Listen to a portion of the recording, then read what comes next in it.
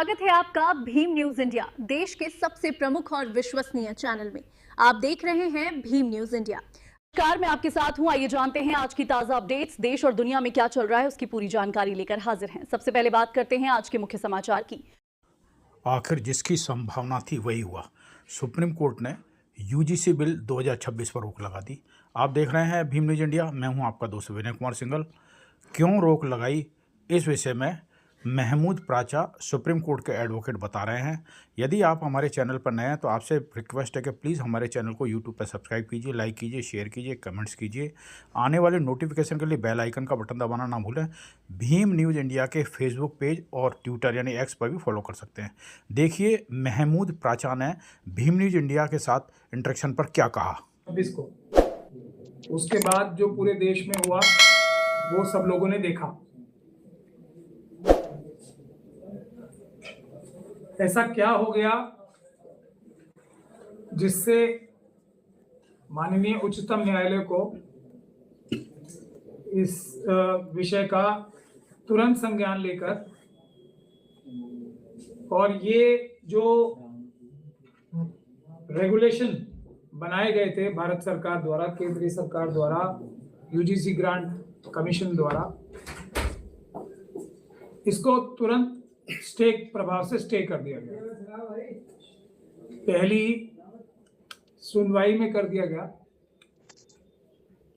इसके बारे में दो तरह की सोच है हमारे देश में। हमें इसके लिए बुनियादी चीज पे जाना पड़ेगा कि ये सब जो बहुत सारी ऐसी चीजें होती हैं, बहुत सारे ऐसे विषय आ जाते हैं जो कि पूरे देश को एकदम हिला देते हैं। अभी अजीत पवार साहब का भी हेलीकॉप्टर जो है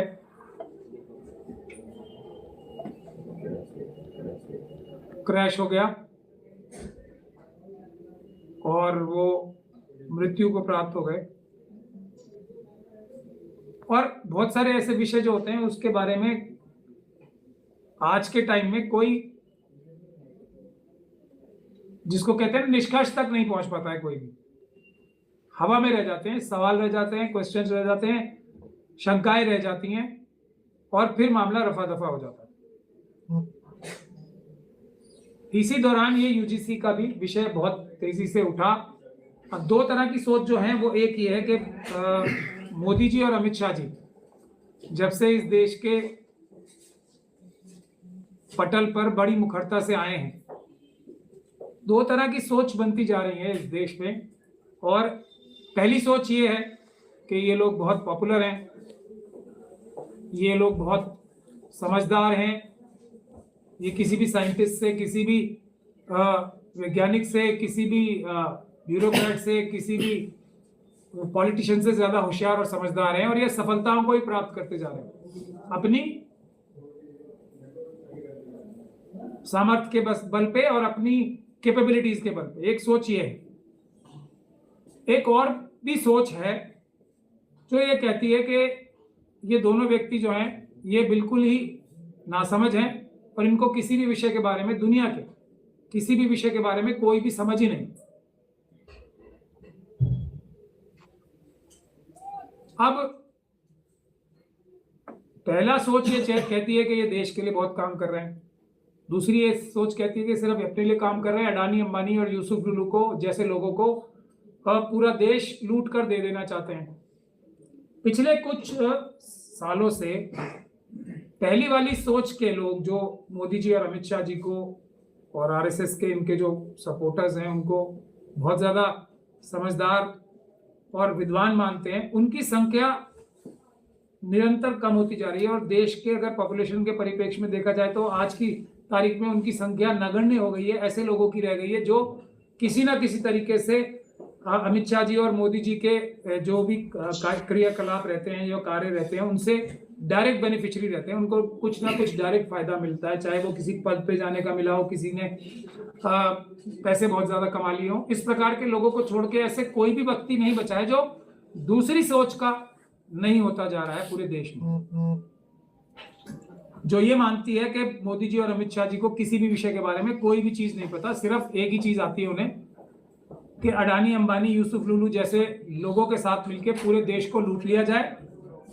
और इसके लिए किसी भी हद तक जाने के लिए वो तैयार हैं।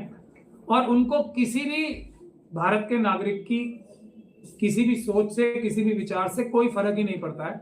उनको चुनाव ऐसे तरीकों से जीतना है जो कि जायज नहीं कहे जा सकते। ऐसे लोगों की संख्या बहुत तेजी से बढ़ती जा रही है, लेकिन मोदी जी और अमित शाह जी को और उनके आरएसएस के जो सपोर्टर्स हैं उनको कोई फर्क ही नहीं पड़ता। अब इसका एक ही कारण है कि चुनाव वो ईमानदारी से नहीं जीतते। मैं फिर अपनी उसी बात पे आता हूं जिसमें मैं हमेशा बोलता हूं कि ये किसी से भी नहीं डरते। क्यों? क्योंकि वोट तो इन्हें ईवीएम से मिलने। अब ईवीएम से मिलते हैं, इस बात को छुपाने के लिए बहाने हर कुछ दिन बाद नए नए ये तलाशते रहते हैं। अभी बंगाल का इलेक्शन आ रहा है तो कोई ना कोई बहाने तलाशे जाएंगे। ये जो 13 जनवरी को यूजीसी का रेगुलेशन लाया गया था, ये सिर्फ उसी बहाने को तलाशने के लिए लाया गया था, क्योंकि ममता बनर्जी साहिबा थोड़ी जुझारू हैं और वो इनसे लड़ने के लिए तैयार बैठी हैं कमर कस के। तो कोई ना कोई ऐसा बहाना तो लाना था जिससे ये कहा जा सके कि हम ईवीएम से नहीं, हम तो जनता ने हमें वोट दे दी क्योंकि हमने समाज में इतनी ये लड़ाई सी क्रिएट करा दी। इसके अलावा इनका कोई भी मकसद मुझे तो नहीं समझ में आता इस यूजीसी के नोटिफिकेशन से। और मैं ये क्यों कह रहा हूं, वो मैं इसलिए कह रहा हूं कि क्या SC/ST एक्ट का, जो कि एक बहुत काफी हद तक मजबूत एक्ट कहा जा सकता है, अगर वो सही से इंप्लीमेंट हो जाता तो SC/ST कम्युनिटी के जो लोग हैं उनको काफी राहत मिल जाती। क्या SC/ST एक्ट का जो कानून बना था उसके प्रावधान आज तक भी लागू हुए हैं? मुझे नहीं लगता उसका कोई भी फायदा, इतना सा भी फायदा schedule caste schedule tribe community को उनकी हिफाजत करने के लिए, उनकी प्रोटेक्शन में कुछ भी फायदा हुआ है। क्यों? क्योंकि वो अमल में नहीं आता। हाँ, उनके ऊपर इल्जाम लगाने के लिए बहुत सारे लोगों को मौका जरूर मिल जाता है कि इनके लिए SC/ST एक्ट है उसका। मैं इस रेगुलेशन को उसके अलावा कुछ भी नहीं समझता, क्योंकि मैं बाबा साहब डॉक्टर भीमराव अंबेडकर को बहुत इज्जत करता हूं उनकी। तो उनका एक जो हमेशा कॉन्सेप्ट रहा था कि हमारे हाथ में क्या चीज आई वो होती है इंपॉर्टेंट, कि इस चीज का वादा हुआ, चांद सूरज सितारे सोना चांदी हीरे जवाहरात, उससे कोई मतलब नहीं, हाथ में क्या चीज आई। इस कानून से मैं सभी लोगों से ये हाथ दिल पे हाथ रख के पूछना चाहता हूं, इस कानून से किसी भी जो इसमें सो कॉल्ड टारगेट ग्रुप बताए जा रहे हैं, हालांकि चीफ जस्टिस साहब ने कहा है कि ये बहुत ज्यादा, ये लैंग्वेज है जस्टिस सूर्यकांत की जो उन्होंने इसे स्टे करते हुए बोली है, there is complete vagueness capable of misuse, यानी कि ये पूरी तरीके से वेग है, मतलब इसकी सर और पैर का पता ही नहीं है और इसका दुरुपयोग हो सकता है। ये चीफ जस्टिस साहब ने बात कही है। और तुषार मेहता साहब जो हमारे देश के 2 नंबर के सबसे बड़े लॉ अधिकारी हैं, वो इस बात का कोई भी जवाब नहीं दे पाए, या नहीं दे पाए या देना नहीं चाहते थे।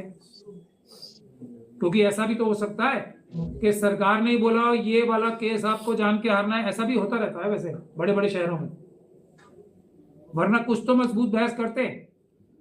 चाहे ये वेगी एक्ट था, बहुत सारे एक्ट वेग है, लेकिन कोई बचाने की कोशिश नहीं की गई इसे।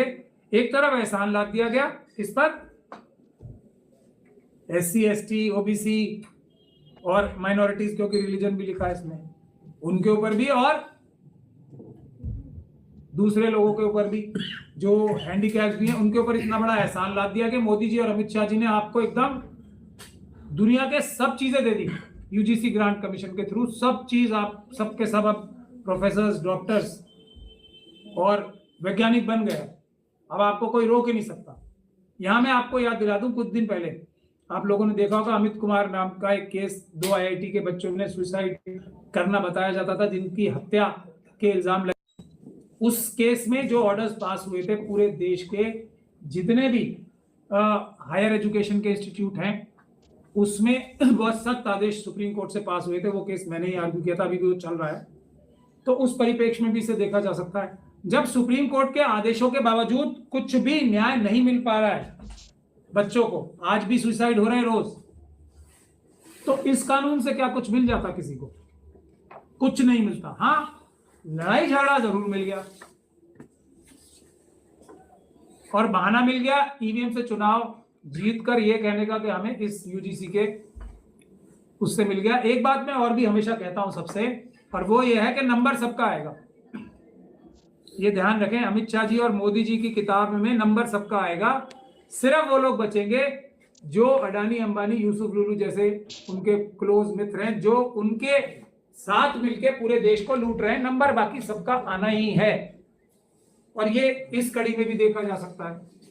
अब लोग चिल्ला रहे हैं कि हमारा नंबर कैसे आ गया, पर नंबर तो सबका ही आना है देर सवेर, क्योंकि सबसे लूट के अडानी अंबानी यूसुफ लुलू को ही तो देना है पूरा देश, और उनके थ्रू अपने आप देश को बेचकर बर्बाद करना है। आप कम से कम अब जो लोग भी इस देश के प्रति इतनी सी भी वफादारी रखते हैं, मोदी जी, अमित शाह जी और अडानी अंबानी यूसुफ लुलू जैसे लोगों को जेल भिजवाने का काम करें, और जो लोग भी पिछले 10 सालों में 11 सालों में जमीन से लेकर आसमान तक पहुंच गए पैसे कमाने में नहीं चुराने में, उन लोगों को सबको चिन्हित करके उनको बेनकाब करने का काम करने का वक्त आ गया, वरना ये देश बर्बादी के कगार पे है।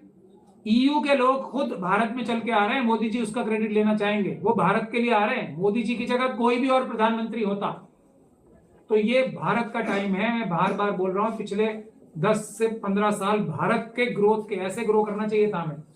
मोदी जी क्योंकि प्रधानमंत्री हैं और मोदी जी और अमित शाह जी की सरकार है, इसलिए भारत उठ नहीं पा रहा, बावजूद इसके कि हमारे देश की मेहनती जनता जो है ना, इतनी मेहनत करके देश को अमीर और मजबूत बनाने के लिए पूरी ताकत लगा रही है। मोदी जी और अमित शाह जी वो सब पैसा लूटकर अपने दोस्तों के पास जमा करवा रहे हैं, जिसका वो दुरुपयोग कर सके।